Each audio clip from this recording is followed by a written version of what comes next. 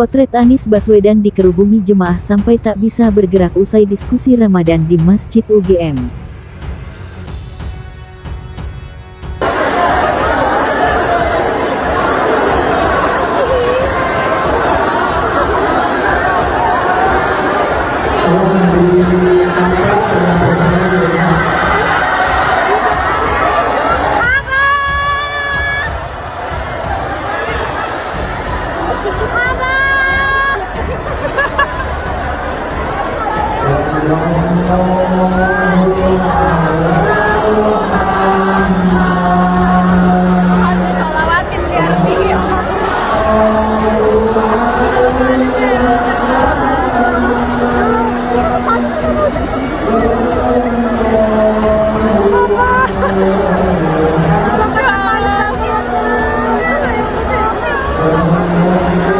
Anies Baswedan kan bingung, nggak punya panggung, jadi bingung mau jadi apa, partai nggak punya, diajak partai lain enggak, punya jabatan enggak, pakai kerjanya di nongol di YouTube orang mulu, lu undang dia ke sini, datang dia, yakin orang nggak ada kerjaan, lu pikir kenapa Anies Baswedan datang ke pelantikan, Ganjar kan nggak datang, Anies kan datang, orang nganggur, Pak Anies juga bingung.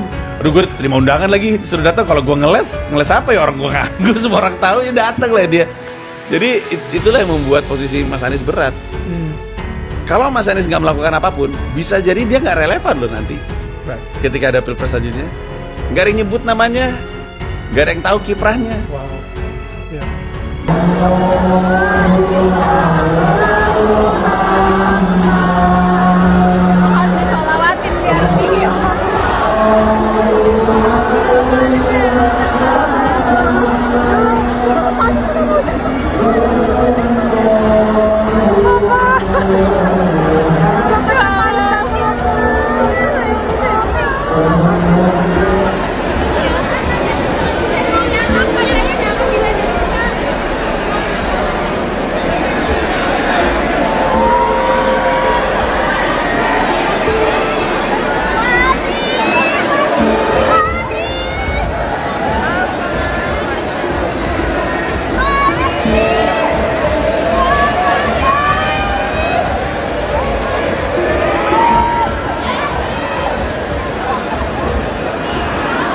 Bisa berkutik dijepit ribuan orang yang hadir di acara tarawih yang ada di Masjid Kampus UGM.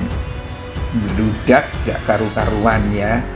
Ini ya tampaknya tak lagi bisa dibendung ya, kerinduan dari massa untuk mendapatkan pemimpin yang punya integritas ya. Dan ini sudah barang tentu kalau Prabowo atau Jokowi dengan modal sembako dan modal kekuasaan gak akan sampai bisa kayak seperti ini. Anies modalnya apa? Oh, jauh lebih mahal daripada sembakonya Jokowi dan kekuasaannya Prabowo. Apa itu? Integritas dirinya, baik spiritualnya, baik intelektualnya, maupun akhlaknya. Itulah yang sangat mahal dari Anies Baswedan. Ketika Anies kalah jumlah suara dalam pilpres, tapi Anies tetap jadi pemenang. Dia trendsetter politik menurut saya. Karena kenapa? Di tengah-tengah politik mobilisasi yang begitu kuat, yang membutuhkan logistik begitu kuat, Anies bisa mendapatkan suara lebih besar daripada calon lain. Kan gitu kan? Nah, artinya apa? Ada harapan di situ. Nah, kalau kita melihat konteks politiknya, ada pesan yang dikirimkan oleh masyarakat Indonesia terhadap para ketua umum partai, bahwa kalau kau mau demokrasi ini kuat di Republik ini, kembalikan kepercayaan, maka calonkan orang yang menjadi harapan masyarakat. Tidak semua masyarakat itu pragmatis. Kalau kemudian masyarakat Indonesia menjadi pragmatis, itu karena ulah ketua umum partai mencalonkan orang berdasarkan kehendak dia, bukan kehendak masyarakat. Dan itu dijawab oleh Anies dalam Anies Imin ketika kemudian pilpres. Oke, tapi Caimin apakah diharapkan masyarakat waktu itu? Kalau nggak diharapkan masyarakat kan PKB nggak mungkin bisa jadi pemenang keempat. Apapun kata orang tentang Imin, di tangan ini PKB ini dari satu pemilu ke pemilu berikutnya naik terus. Tentunya kalau dia tidak diharapkan oleh masyarakat, PKB akan di tangan ini akan semakin mengecil. Kalau mau mematikan demokrasi ada 3 juga caranya. 1, ganti aturan main. Bener nggak tuh? Yang kedua, singkirkan lawan dari pertandingan. Jangan sampai ikut pertandingan. Yang ketiga, kuasai wasit. Nih, jadi kalau mematikan demokrasi 3 itu, diingat-ingat ya. Diingat-ingat bukan untuk dipraktekkan. Ini diingat-ingat untuk melihat tanda-tanda. 1, aturan main diubah. Yang kedua,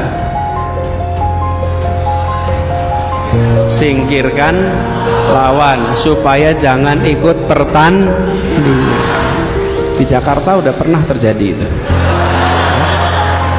Terus yang ketiga, wasit dikuasai. Udah, kalau udah begitu selesai. Pertandingan menjadi teater.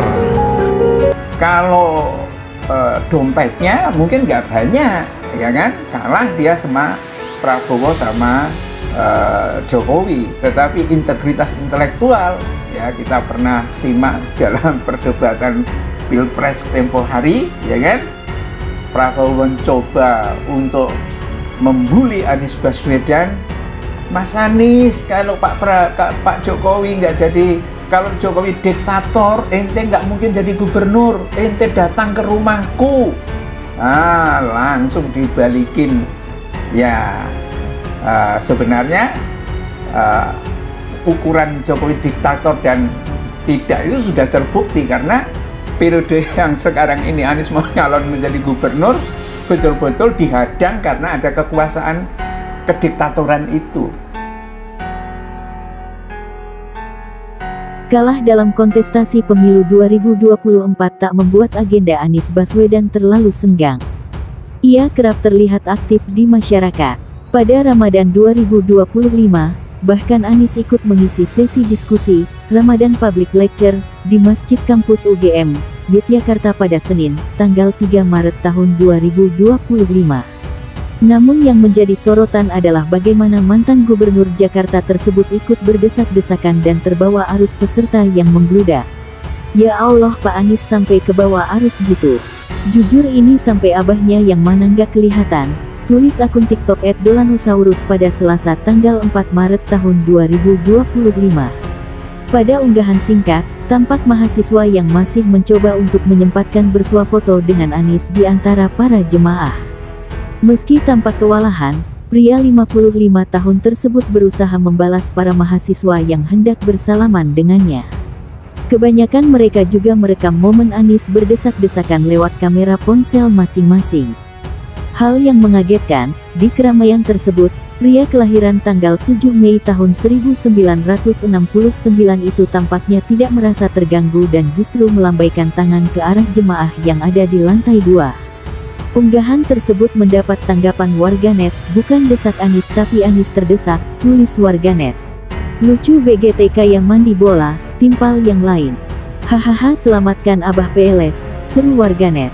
Aku juga ikut terbawa arus kak di situ, untungnya dapat fotonya, balas warganet. Abah gak punya pengawal, bodyguard kah? Kebawa arus begitu bahaya bisa kekurangan oksigen, engap BGT. Tanya warganet, gua sampai harus nyari dulu abah yang mana, yang lain berkomentar mirip. Siswa SMA ikut bertanya ke Anies Baswedan. Dalam video lainnya yang diunggah ke akun TikTok @getatza.rebon pada Selasa tanggal 4 Maret tahun 2025 terungkap pula sesi diskusi dengan para mahasiswa di acara Ramadan Public Lecture tersebut. Dalam sesi tanya jawab, seorang anak SMA bertanya kepada Anies soal kondisi politik negara saat ini dan meminta tanggapannya. Pelajar bernama Maryam dari SMA 1 Kota Magelang itu bertanya kritis hingga membuat Anies berkata sambil senyum dan tertawa, yang mahasiswa kalah sama yang SMA. Pelajar tersebut sempat disoraki jemaah lain yang hadir karena bertanya soal pola pikir masyarakat dan kebijakan pemerintah saat ini. Warganet lantas ramai berkomentar. Keren banget lo Mariam, semua mahasiswa JG Ortua bisa berpikiran kritis seperti itu, tulis salah satu di antaranya. Namun, tak semua warganet sepemahaman, lak masjid gawe politik, wes bisa ditebak, kritik warganet. Hebatnya ada politik di dalam masjid, sindir warganet. Hei, siapa bilang gak boleh bahas politik di MESJIDD, justru zaman Rasulullah. Hanya masjid saja yang dijadikan tempat untuk membahas permasalahan umat, bela yang lain.